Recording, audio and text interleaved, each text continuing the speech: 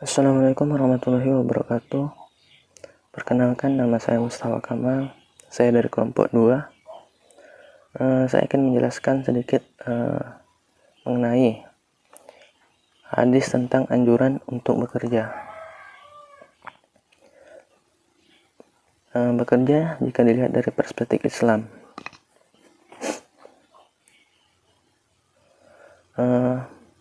Usaha atau bekerja secara terminologi itu sering digunakan untuk sebuah jenis pekerjaan manusia atau aktivitasnya.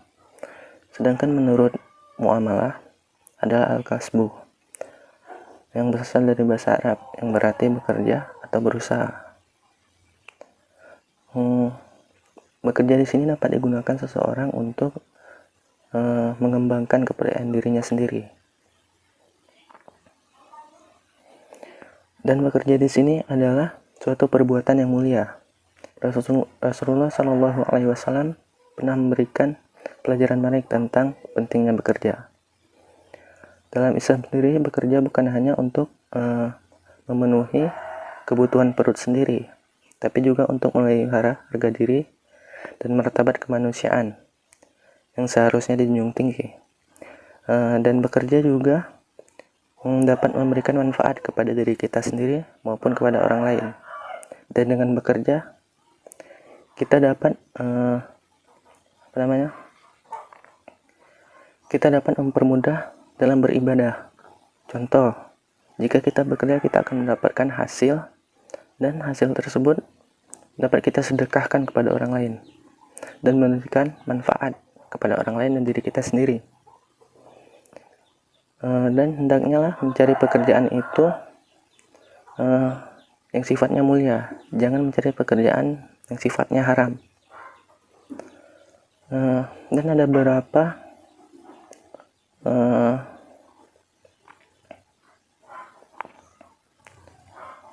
kalam Allah yang menjelaskan tentang pekerjaan, seperti dan katakanlah, bekerjalah kamu, maka Allah dan Rasulnya serta orang-orang mukmin akan melihat pekerjaanmu itu, dan kamu akan dikembalikan kepada Allah yang mengetahui akan yang gaib dan yang nyata, lalu diberikannya kepada kamu apa yang telah kamu kerjakan. Jadi seperti yang saya bilang sebelumnya, carilah pekerjaan itu yang semulia mungkin, jangan mencari pekerjaan itu yang haram atau yang di dalamnya ada riba atau lain sebagainya yang sifatnya haram. Karena segala suatu perbuatan yang telah kita lakukan itu telah dilihat oleh Allah, dan itu akan memberikan dampak pada kita suatu saat nanti, entah itu keburukan atau kebaikan. Selain itu, bekerja itu merupakan wujud pemenuhan terhadap perintah Allah Subhanahu wa Ta'ala, yang Ia memerintahkan hambanya untuk memakmurkan bumi. Dan kita manusia sebagai khalifah di muka bumi harus juga diperintahkan untuk mengelola seluruh potensi alam demi kemakmuran manusia dan lingkungan dalam beribadah kepada Allah. Pekerjaan ini bukan semata-mata untuk mencari penghidupan dunia, tapi untuk penghidupan akhirat, seperti yang saya jelaskan sebelumnya. Bekerja ini dapat memudahkan kita untuk beribadah, seperti sedekah dan lainnya.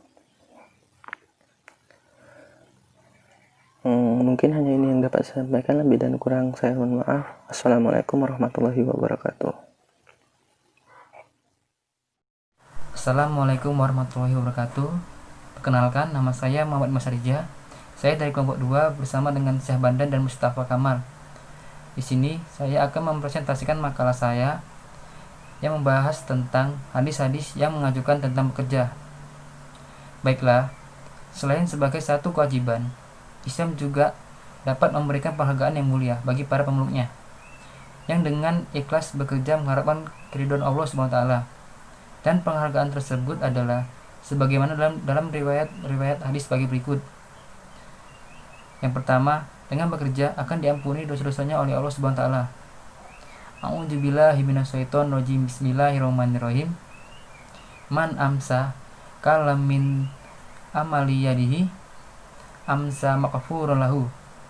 Dari Ibnu Abbas radhiyallahu anhu berkata, aku mendengar Rasulullah SAW bersabda, barang siapa yang merasakan keletihan pada sore hari karena melakukan pekerjaan yang dilakukan oleh kedua tangannya, maka ia akan diampuni dosa-dosanya oleh Allah Subhanahu wa taala pada sore hari tersebut. Dalam hadis tersebut mengandung kalimat kalan yang berarti keletihan akibat bekerja berat. Tiada seorang muslim pun yang bila melakukan kerja berat dan merasakan keletihan, melainkan Allah akan mengampuni dosa-dosanya. Yang dimaksud dengan bekerja dalam hadis ini adalah dalam rangka mencari penghidupan untuk mencukupi diri, keluarganya, dan orang-orang yang berada dalam tanggungannya.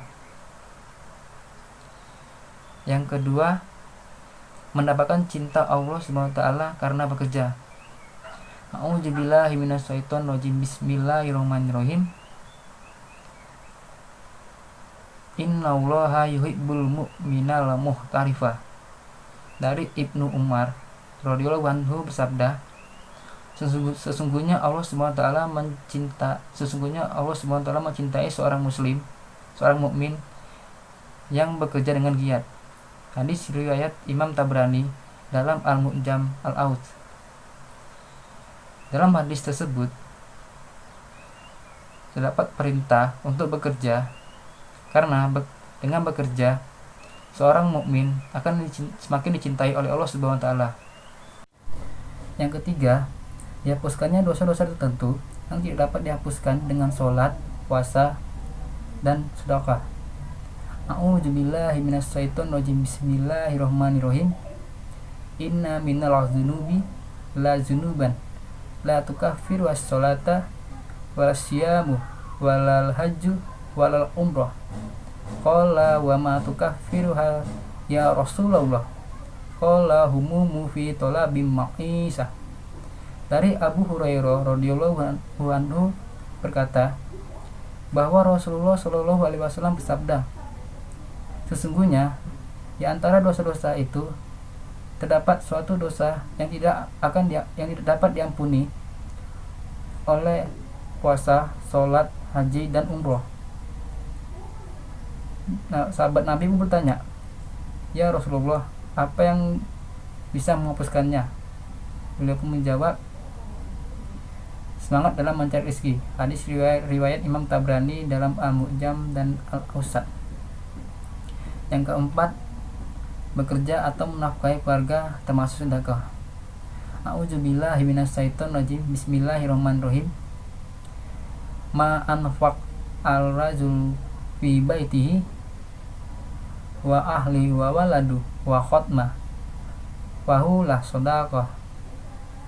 Harta yang dinafkahkan seorang laki untuk keperluan rumah tangganya, istrinya, anak-anaknya, dan pembantunya, maka hal tersebut termasuk sedekah. Hadis riwayat Imam Tabrani dalam Al-Mu'jam Al-Awsat. Semua pembelanjaan yang dikeluarkan oleh laki tersebut untuk memenuhi kebutuhan rumah tangganya, istrinya, anaknya, dan pembantunya, semuanya itu termasuk merupakan sedekah, yakni seseorang yang bersangkutan yang mendapatkan pahala darinya, sekalipun itu semua dalam kewajibannya. Assalamualaikum warahmatullahi wabarakatuh. Selanjutnya yaitu hadis yang berkorelasi dengan anjuran bekerja dan mencari nafkah. Ada beberapa hadis yang menjelaskan tentang anjuran bekerja, namun hadis kali ini tidak secara gamblang menjelaskan tentang anjuran bekerja, melainkan mencakup daripada dampak positif bekerja. Yang pertama yaitu selamat daripada azab karena bekerja demi kepentingan umum. Sebagaimana hadis riwayat Tabrani, sesungguhnya Allah mempunyai hamba-hamba yang dikhususkan untuk memenuhi kebutuhan-kebutuhan manusia.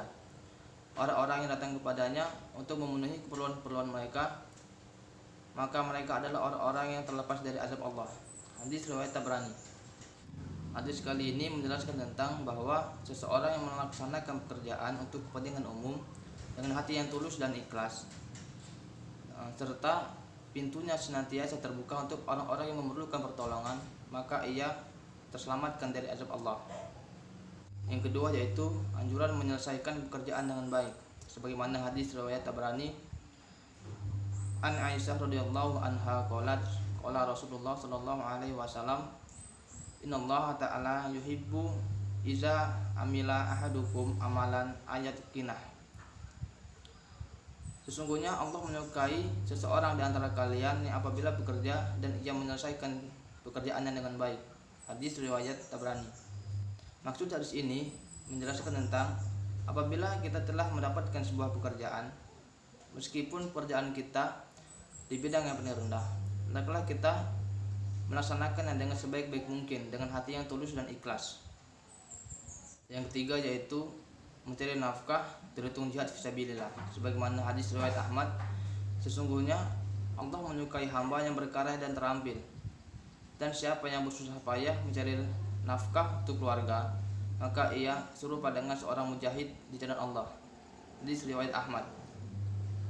Yang keempat yaitu memberi lebih baik daripada meminta, sebagaimana hadis riwayat Bukhari, tangan di atas lebih baik daripada tangan di bawah, dan mulailah dari orang-orang yang banyak tetangganya, dan sebaik-baiknya sedekah ialah yang diambil dari sisa kebutuhan sendiri. Barang siapa yang menutupi kehormatannya, maka Allah akan menutupi kehormatannya, dan barang siapa yang merasa cukup, maka Allah akan mencukupkan kebutuhannya. Hadis riwayat Bukhari. Hadis ini menjelaskan tentang kita dituntut untuk bekerja agar menjadi orang yang berada serta menjadi seorang yang dermawan, agar mampu senantiasa memberikan manfaat-manfaat kepada orang yang membutuhkan.